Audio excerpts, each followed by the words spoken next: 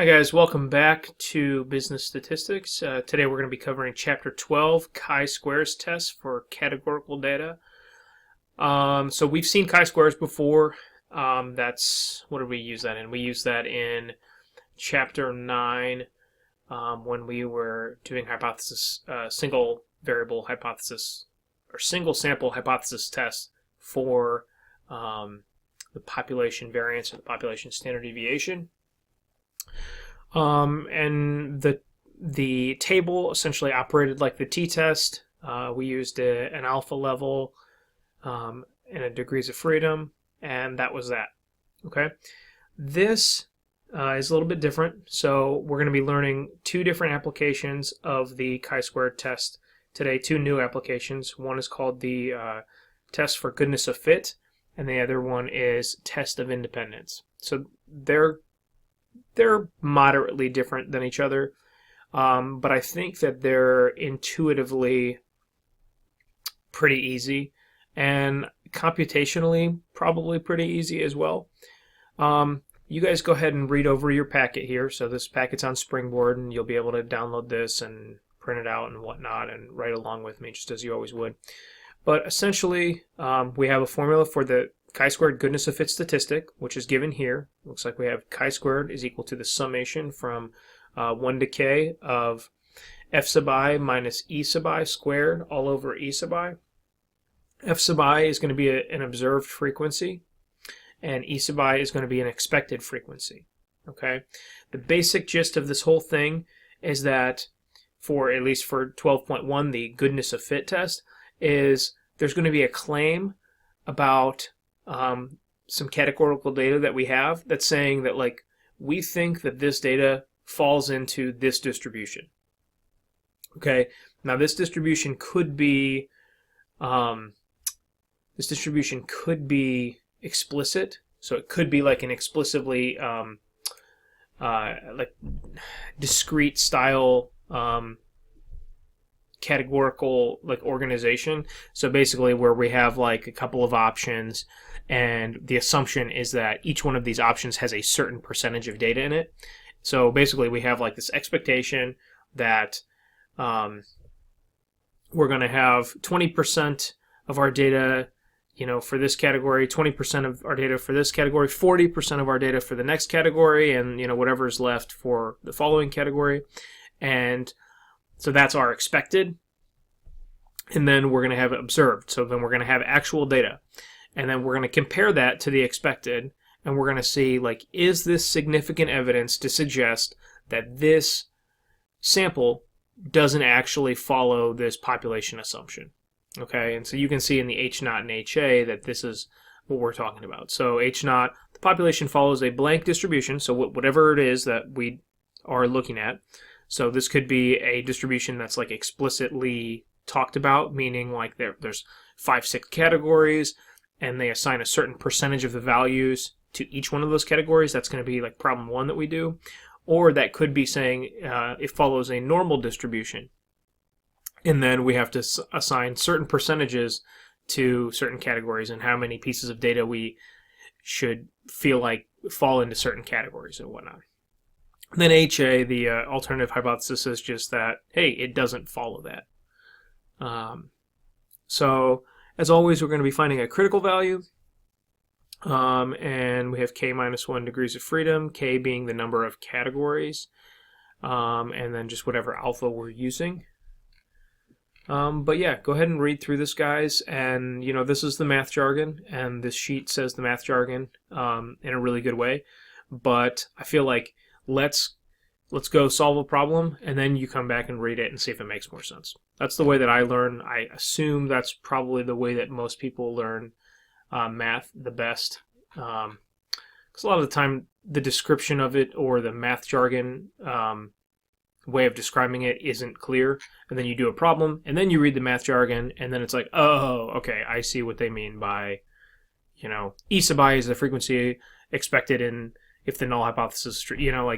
All of this doesn't really mean much until you've actually experienced it a little bit. Okay, so we're going to go ahead and start on example 1 and get into it, and that will be that. Okay, example 1. M&M/Mars, makers of M&M chocolate candies, conducted a national poll in which more than 10 million people indicated their preference for a new color. The tally of this poll resulted in the replacement of tan-colored M&Ms with a new blue color. On the M&M's website, they claim the distribution of M&M colors is this.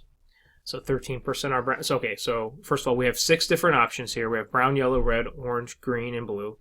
And they claim, this is the claim, so this is the expected. They claim that the distribution is 13% of the M&Ms are brown, 16% of the M&Ms are yellow, 13% are red, 20% are orange, 14% are green, and 24% are blue. In a study reported in Chance, must be a magazine, number 4, 1996, samples of 1-pound bags were used to determine whether the reported percentages were indeed valid. The following results were obtained for one sample of 506 plain candies. Okay, so we have 177 brown, 135 yellow, 79 red, 41 orange, 36 green, and 38 blue. Use an alpha level of 0.05 to determine whether the data support the percentages reported by the company. So now this is the concept. This is what we were just talking about. We have a sample, okay? And so this is hard data. This is something that we know exists. And now we're going to test it against this claim that they say the distribution is this. And is this sample of 506 candies, either way, going to be enough to say that we believe that the distribution that they claim is true? That's what this whole thing is about. Taking this sample and trying to disprove a claim that they've made. Okay? All right, so let's get into it. First, we're going to write the hypothesis. Let's see if I can get my pen to work. It never wants to work the first time. It doesn't look like it wants to work today. All right, I guess I will pause the video and come back. Okay, and we're back, and I think the pen is officially working now, so yes, it is. Okay, so here's how we get into this. So if you look at the first page of this, it kind of shows you the general format of how to set up the hypothesis. So that's what we're going to do. So we have H naught, HA. Okay, and with H naught, it says the population follows a blank distribution with specific probabilities for each of K categories. So we will say population follows, and then I'll just say this distribution.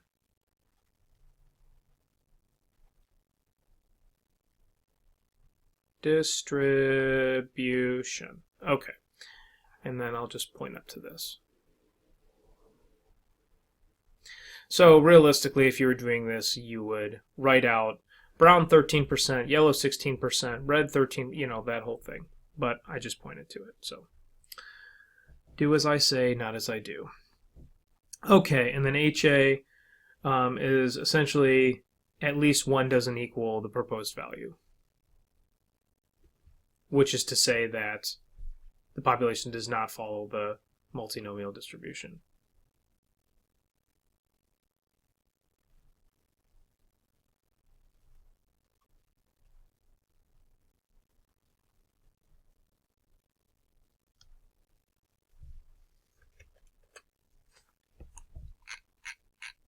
Okay, I don't know what just happened there.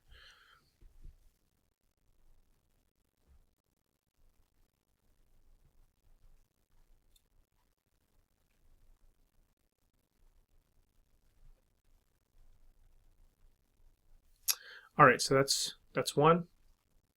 2 is always what is our alpha level. Our alpha level is 0.05. 3 is what test are we doing? We are doing the chi-squared goodness of fit.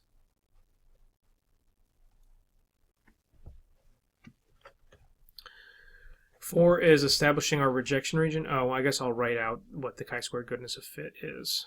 So that is chi squared is equal to the summation of I equal 1 all the way up to k of f sub I, which is the frequency that we have, the observed, e sub I, the expected frequency, squared over the expected. So we're summing that whole thing up. And then, yeah, okay, so then 4. 4 is, what is our rejection region? Jeez. Okay. And that was a terrible, terrible graph. But, so chi squared looks something like that. And we're going to have a rejection region over here that has 0.05 of the probability in it. And then we have a fail to reject region over here that is 0.95. And then a chi-squares crit value right here at this point. And this is going to be chi-squared of the degrees of freedom and our alpha level. So what is our degrees of freedom? What is our alpha level? So our degrees of freedom is just going to be k minus 1. So that's noted on the first page. On the first page, if you turn back there, it says also define the p-value related to chi-squared to be the area under the curve of the chi-squared distribution having k minus 1 degrees of freedom to the right of chi-squared. K being the categories, the number of categories. So we have 6 categories: brown, yellow, red, orange, green, and blue. So degrees of freedom is k minus 1, which is 6 minus 1 equals 5. So we have 5, comma, 0.05. So we look in our table. So 0.05, we go over here, we find chi-squared of 0.05, which is right here. Then we scroll down to the number 5, and we get 11.0705. Okay. 11.0705. So then our rejection region is, or I guess our rejection rule. I don't know why. Why does it keep doing that? Okay. Jeez. I gotta get this figured out for next semester. This pen is cray. Okay, so reject if chi-squared calc is greater than chi-squared crit, that's equal to 11.075. Okay? So now we do number 5, which is the collect our data, calculate our calculated test statistic. So we have all of our data collected. That's that. So x squared calc is just going to be our summation from 1 to k of our f sub I minus e sub I squared over our e sub I. So our observed minus our expected squared over our expected, and then we sum up all those. So the first thing that we're going to do is now we're going to look up at the tables here. So for brown, we have, well, here, I guess the first thing that we'll do is we'll establish what all of our expecteds are. So the way that you would establish what the expecteds are is you just multiply the percentage that they should be by the total number that we have in our sample, right? So we would expect there to be how many brown M&Ms? Well, we'd expect there to be 13% of 506. So 13% times 506 is equal to 65.78. So that's our expected. It doesn't need to be a whole number just because it is just our expected number. So further, you could go, well, what do we expect for yellow? Well, that's So here we'll say brown, yellow. So 16% times 506 is equal to 80.96, and so on and so forth. You'd go down this whole thing and do that, okay? So you'd come up with your expecteds, and then you're going to plug it into this formula. As you can kind of already tell, this is going to be something that is a lot easier to do on Excel and Megastat, just because it's very, like all the calculations are very similar, so you could very easily just do it as a table or something. And so maybe just experiment with that. But for now, I'll just show you how to do it by hand. So we start this formula, and we have 177, which is our observed value for brown, minus our expected value, which is that 65.78, squared over our expected 65.78. So plus, so here comes the summation portion.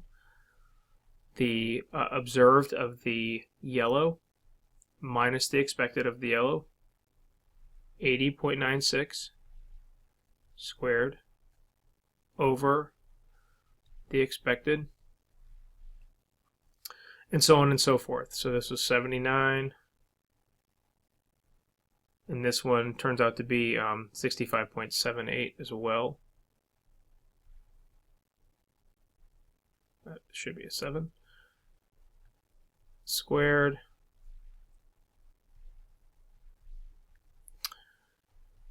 so on and so forth. Okay, all the way down the line.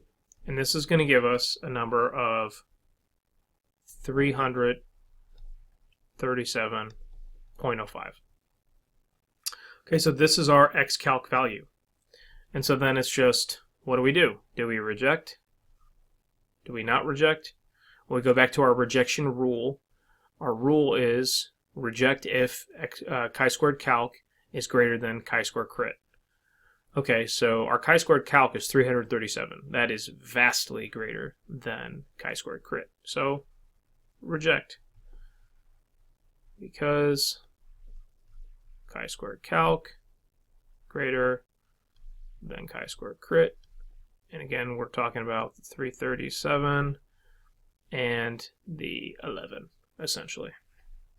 And so then what does that mean in layman's terms? And then I would say there is overwhelming significant evidence to suggest that at least one of these probabilities is different. You could also say there's overwhelming evidence to suggest that, and then name the distribution, so brown 13%, yellow 16%, is not true, is not the case. That's that. Okay? So simple enough. So this sort of calculation in step number 5 could be done easily in Excel, right? You just you go ahead and tabulate the frequency numbers, tabulate your expecteds, and then just kind of make a table out of it and that, whatever. Or you could very simply go to, I guess you could go to Megastat. So let's just do that on the fly. I have not practiced this, so bear with me, but let me load up Excel. Oh, there's a picture of me and the wife and kid. Okay. So let's do this. I'll move this up so that we could see Megastat if need be. So we'll just say observed and expected. And I guess N, so N is 506, so our observed is 177. Here, I'll move this over a little bit more. Okay, so we'll say brown, yellow, red, orange, green, blue. All right, no, I don't actually say orange like that. I was just being stupid. Okay. So our observed is 135, 79, 41, 36, and 38. Let's just make sure that those actually sum to 506. 506, good. All right, now our expected, so I guess we'll just put an expected percent over here. So our expected percentage is what, so 13, so we'll say 0.13, 0.16, 0.13, 0.20, 0.14, and 0.24, and those numbers should add to 1, right? Yep, we see that they do, so that's great. So now what we want to do is we want to come up with our expected numbers, right?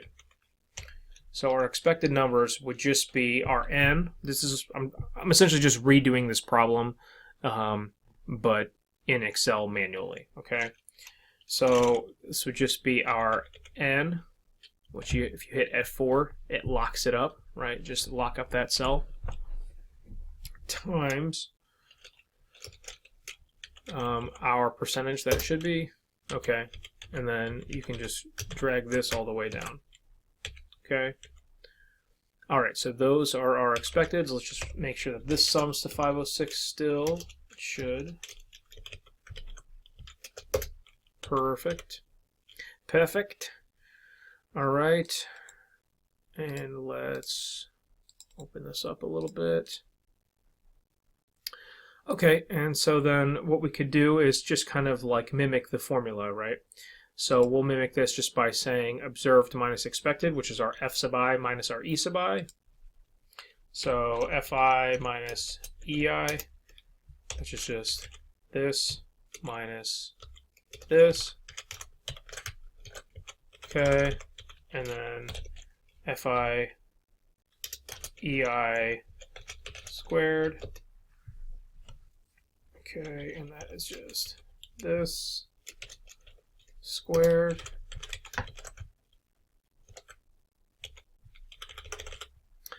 And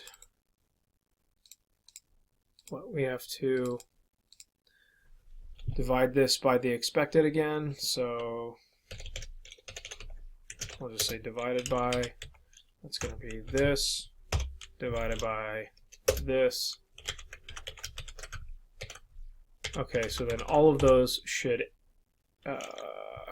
they add up? They should add up to be our chi-squared value. So the sum of these should be our 337 number. Oh, there you go. Perfect. Okay, so that's that.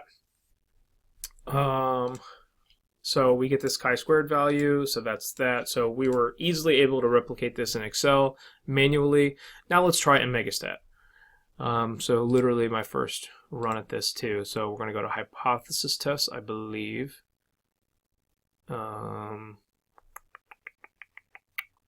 Let's see. Can you do this in Megastat? Yes, yes you can. So go to Megastat chi-squared / crosstab. I assume that that's what it looks like in your newer version of Megastat. I've noticed that I have an older version apparently. And we'll go to a chi-squared crosstab, goodness of fit test. Okay, and it looks like it's just calling for us to input observed values versus expected values. So let's do that. So observed value, expected value, number of parameters estimated from the data.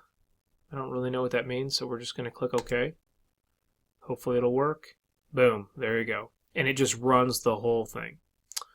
337.05, so that's perfect. So we did great. So whether you want to solve this manually on a piece of paper, you can go ahead and do that just to try to get comfortable with the formula, then go ahead and try it on Excel if you would like, or just go ahead and click into Megastat and let it run for you. I mean, you will have to do a little bit of manual calculation just because you're going to have to come up with that expected number, right? Because the expected is given to you as a percentage. And so you're actually just going to have to calculate, you know, that percentage times the number in the study in order to come up with that expected. But, you know, whatever, that's that. So yeah, so that's how you do the chi-squared goodness of fit test. So let's move on to the next one. Okay, a special version of the chi-square goodness of fit test for multinomial probabilities is called the a test for homogeneity. Homogeneity. Okay, you know what the word is. um, Homogeneity? Gosh, I just give up that. All right, this involves testing the null hypothesis that all of the multinomial probabilities are equal.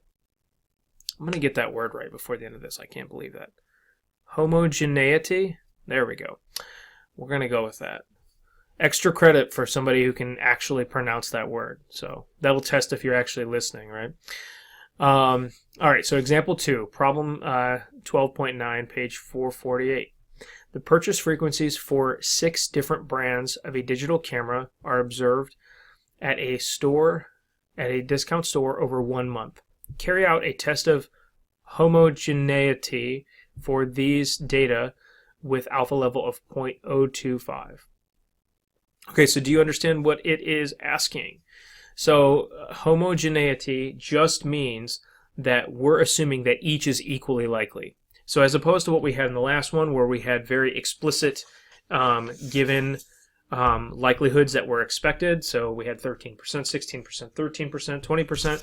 This is just going to be essentially the number of different options that we have. So it looks like in this one we have 6 brands. The number of different options that we have, and we assume that they all have an equal probability. So because we have 6, we assume that each has a 1/6 probability or 0.1666, that whole thing, okay?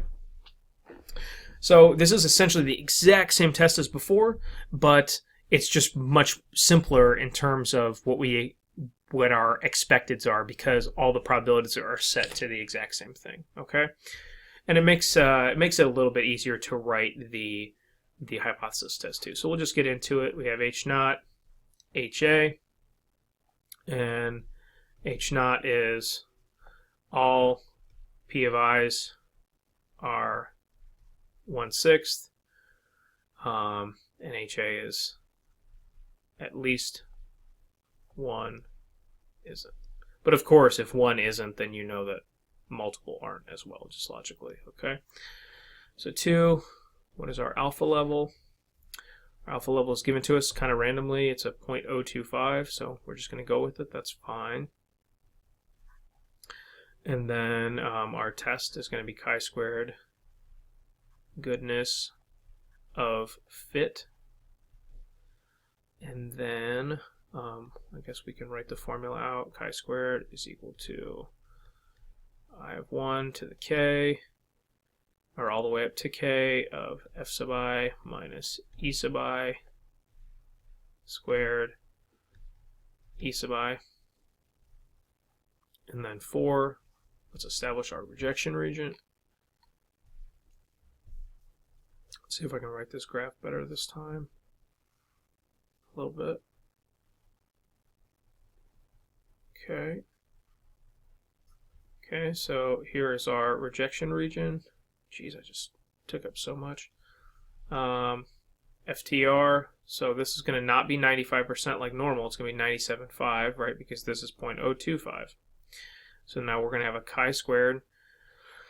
And what is our degrees of freedom? Our degrees of freedom is the number of categories minus 1. So k minus 1, which is going to be 6 minus 1, or 5. So our chi-squared crit is equal to chi-squared of 5 comma 0.025.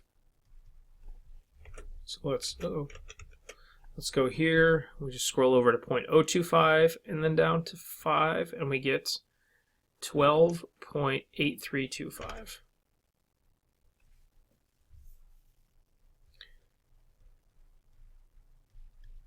Okay, and so let's write our rejection region. Reject if chi-squared calc is greater than chi-squared crit equal to 12.8325. So fair enough. So 5. I guess 5, let's just go ahead and do in Excel. Gosh, that felt like so much quicker. I really just don't want to mess with it. So we're just going to say in Excel, And then let's hop over to Excel and write everything in, because apparently I just don't prep for this kind of stuff. I just decide to do it on the fly. So we're going to say, what is going on here? Okay. Brand 1, 2, 3, 4, 5, 6. Observed 131, 273, 119, 301, 176, 200. All right, sum it just to make sure that we have the actual sample size that we thought we did. Does it even give us an actual sample size? I guess not. So we just need to make sure everything's consistent. So we have 1200. Yeah, I don't see where it mentions that we have 1200. Okay. Well, 1200 makes it easy, right? So, and then expected, and I'm getting a phone call. I will pause the video and get back to it. And we're back. Okay, so we were just establishing what the expected is. And like this one doesn't take a lot of thought just because we expect that each probability is going to be 1/6, right? And so then 1/6 of our n, our total n, is 1/6 times 1200, which is just going to be 200. And because we did the homogeneity, we think that we're saying that the expected is that they're all the same thing. Okay? So then we go through, let's walk through this again. So we'll just say obs minus expected. This is this minus this. And then we square that.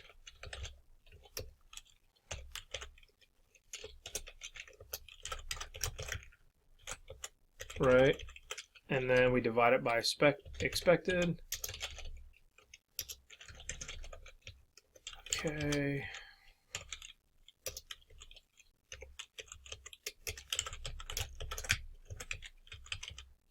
And then we sum that up.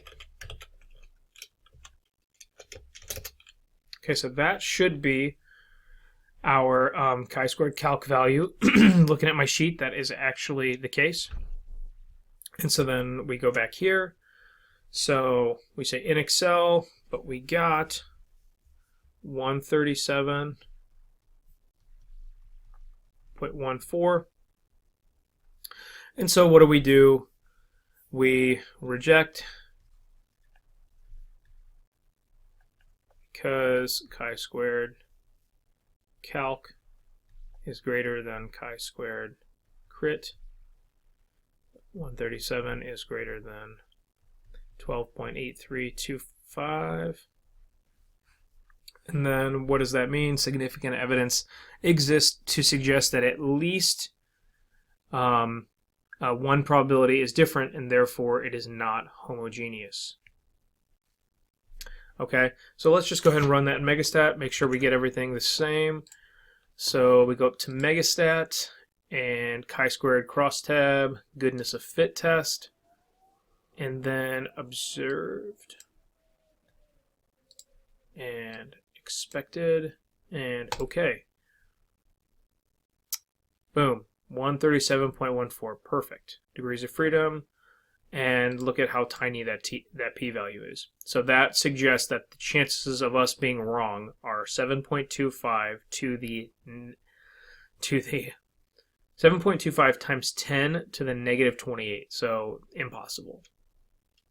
So there's 28 preceding zeros to that 7.25, or 725. So that is very, very, very, I guess, sure of an answer, as we could be. Okay, so let's move on to the next thing.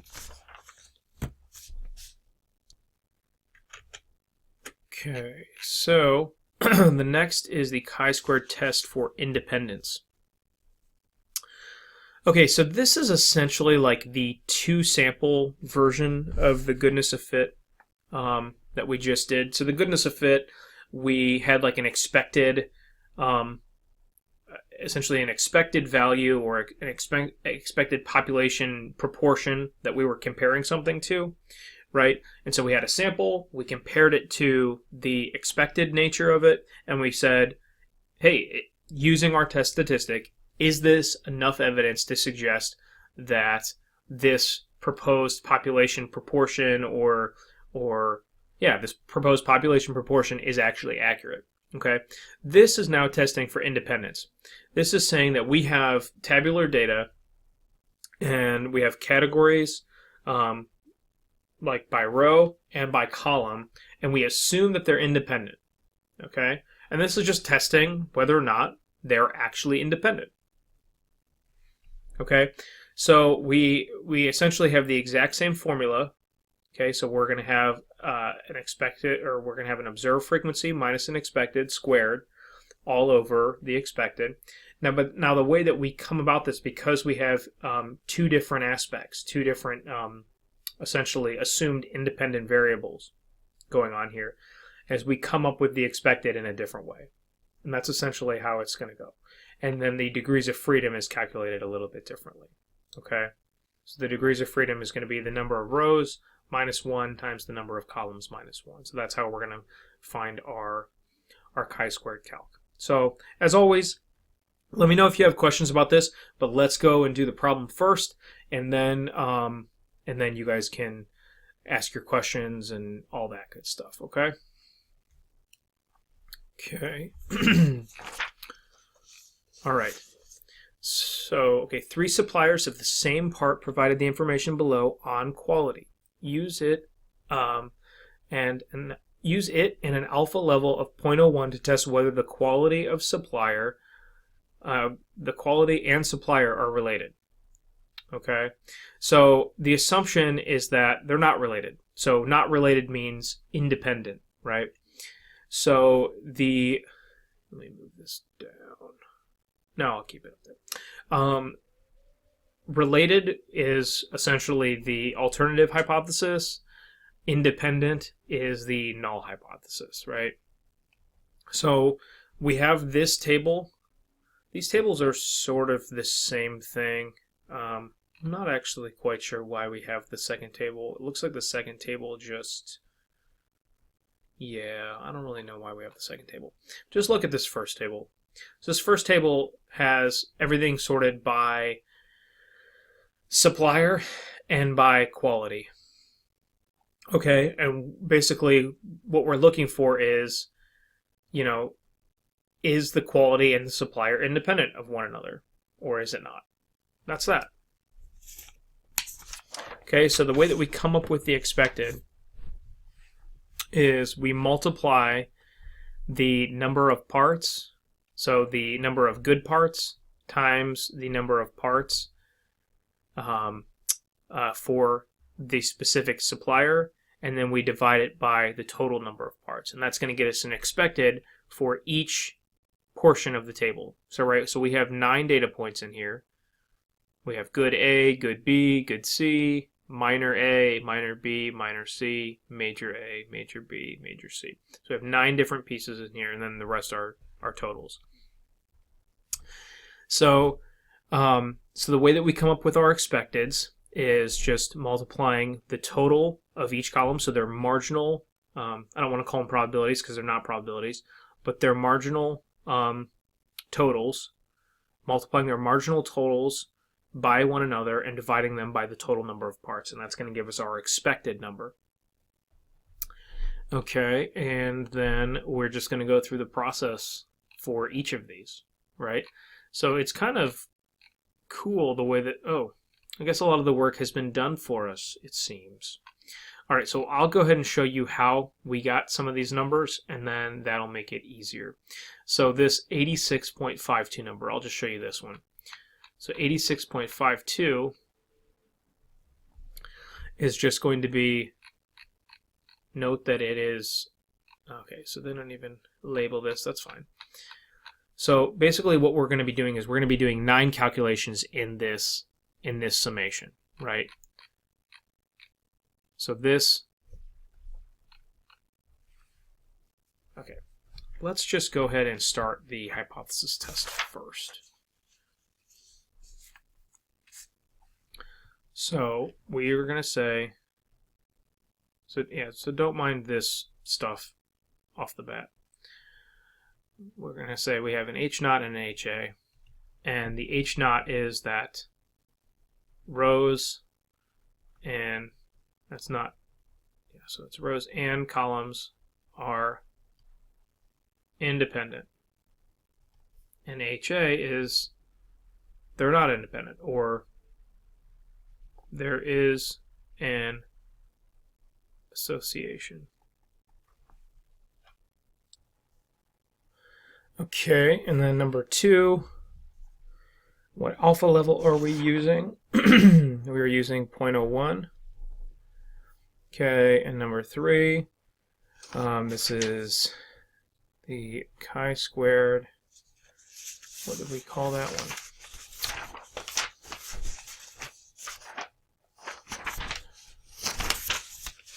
Okay, chi-squared test for independence.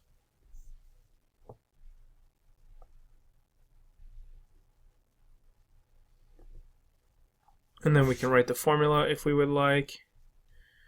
That's just chi-squared is the summation of, okay, they just say all cells. I was going to say it might be considered a double summation, but that's fine. All right, Fij minus Eij squared over Eij. All right, which is just to say, okay, so you're summing all values, or for all iterations of this, we're summing whatever the specific tabular iteration is for the observed, which is the Fij. Okay, so whatever the observed is, minus the expected, that's the Eij, all over that Eij. Okay, so that's that. But the way that we come up with the Eijs is a little different than the last time. So that's what we were getting into, and we will get into this now. So, or we'll establish our rejection region first. So let's see if I can draw a good graph here. Not bad. Hey, winner, winner. This is my last one of the semester, right? I have to draw in here more than likely, so that's pretty cool. So RR is 0.01. Our FTR is 0.99. And then this is going to be a chi-squared number, or a chi-squared critical value. So our chi-squared crit is going to be equal to chi-squared of df comma alpha. So now we have to figure out how to solve for our df. Well, our df is our rows minus 1 times our columns minus 1. Okay? And so that is, how many rows do we have? We have 3 rows, 3 columns. And so this is going to be 2 times 2. Right? 3 minus 1 times 3 minus 1. So 4 degrees of freedom is 4. And our alpha is 0.01. So we're looking for the chi-squared of 4 comma 0.01. So let's go over to our table. Our table, we go 0.01 over here and then all the way down to 4. So that is 13.2767.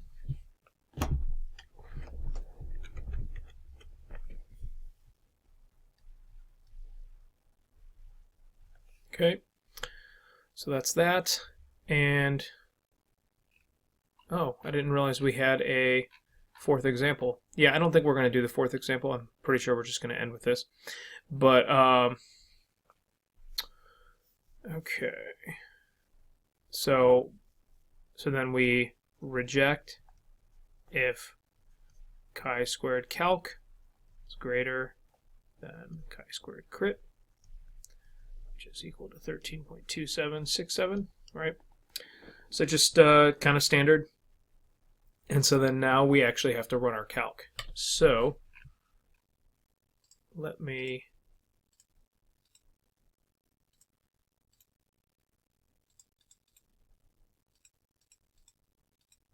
build us some more space here.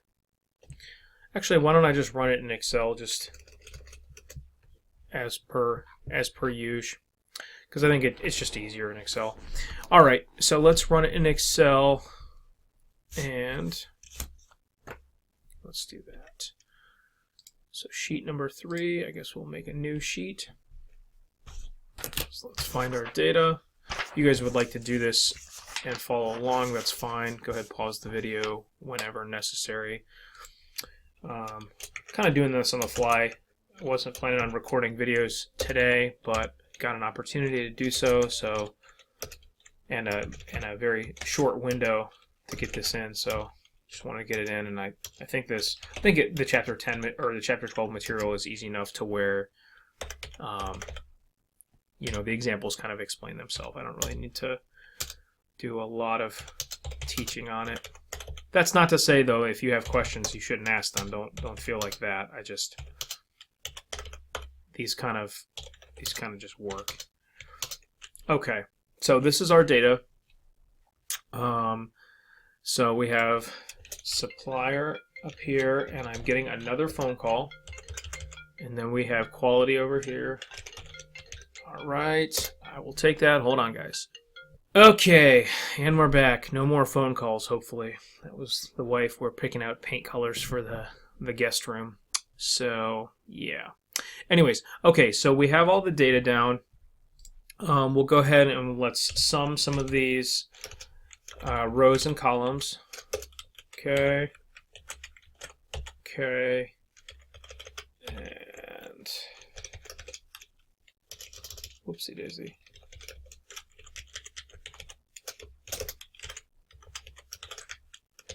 Okay, so we're summed there, so that's great. And then let's just sum the overall.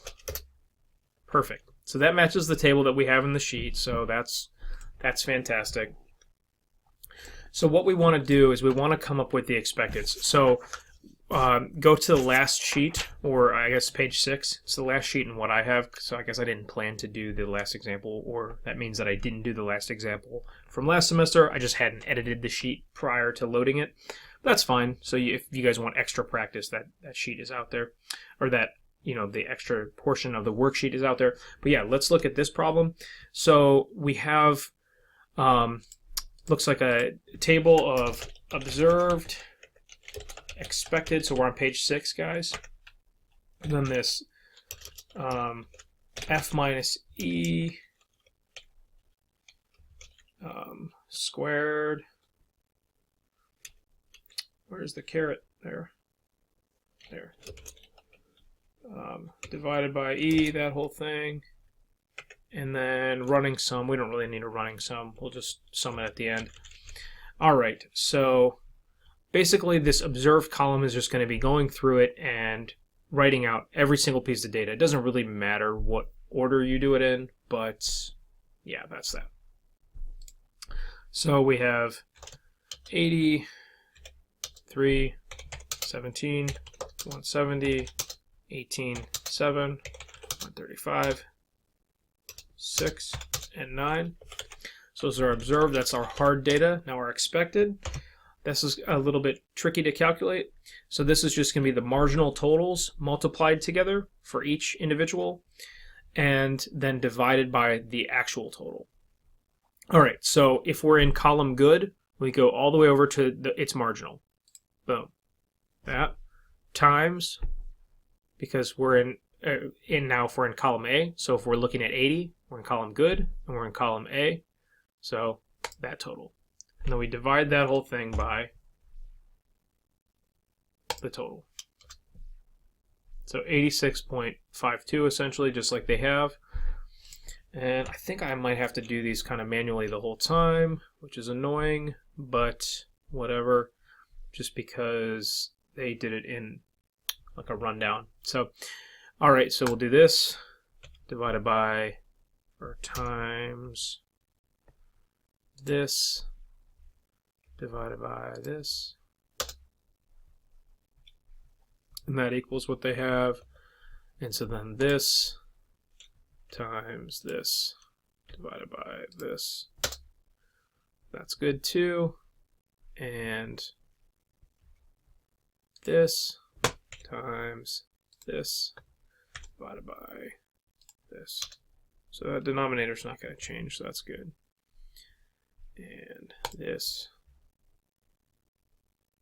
times this divided by 445, and 33 times 195 divided by that.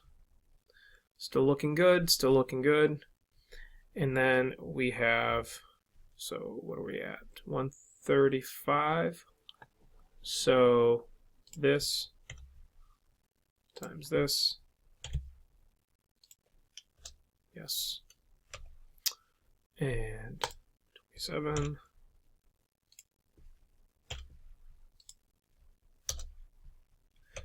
And 33 times 150 divided by 445. And fingers crossed, these should still add up to 445. Hey, there we go. So we did it right. So now we have our observed and our expected. Now we just need to do this, our observed minus our expected squared divided by our expected, right? So we just make one nice little formula of this. So I'm going to go ahead and just do this whole thing in one column. This is different than what I did last time, right? I kind of split it out into multiple columns. But this I'm just going to do all in one column. So open parenthesis, observed minus our expected, and then caret to square it. That was totally not intentional. Caret to square it. Hey, there you go. Okay, then we got to close the parenthesis. We got to make that in parenthesis again, and then just divide it by the expected. So this should be the individual value for our f minus e squared over e, and then essentially we're just going to be running this down and summing it up. So this summed up is going to be our chi-squared calc.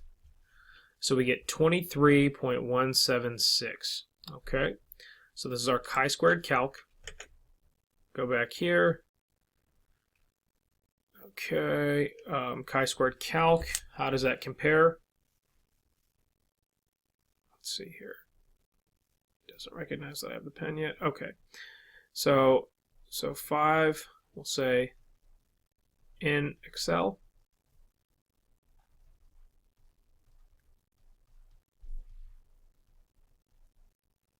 Gosh, what is going on? And that is 23 and change. And so then 6 we reject because chi-squared calc greater than chi-squared crit. 13.27, 23.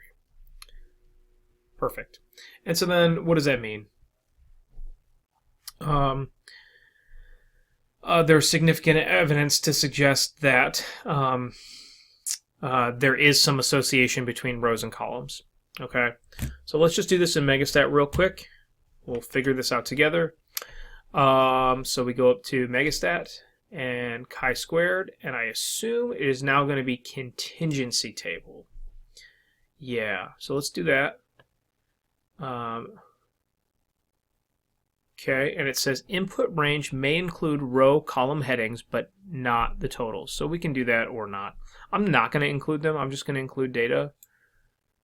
So chi-squared. I don't know what a lot of this other stuff is. It looks like you could show some of the columns of, your expected minus your observed minus expected and all that kind of stuff.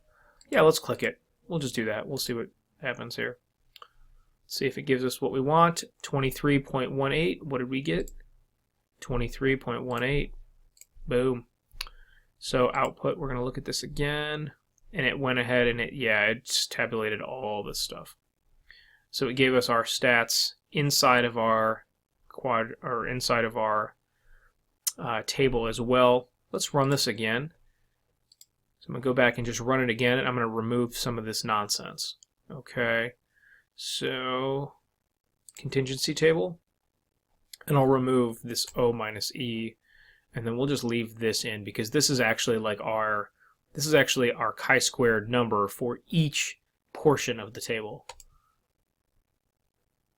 There. So that's a little bit better. So see this 0.49, 1.55, 12.39. We should be able to go back to our sheet and look and find these numbers. 0.49, 1.55, 12.39. So this is this value. So that's that.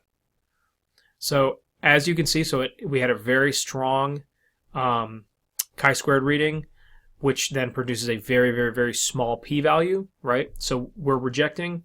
One thing with the p-values, right? So like if the p-value is less than alpha, that's also a reject. Like, you know, we do this both ways. Like you can look at a p-value and know whether you're rejecting, because if the p-value is smaller than alpha, that's a reject. Or if the critical value is greater than the critical value that you're, or I guess surpasses the critical value that you're looking at. But yeah, that's that, guys.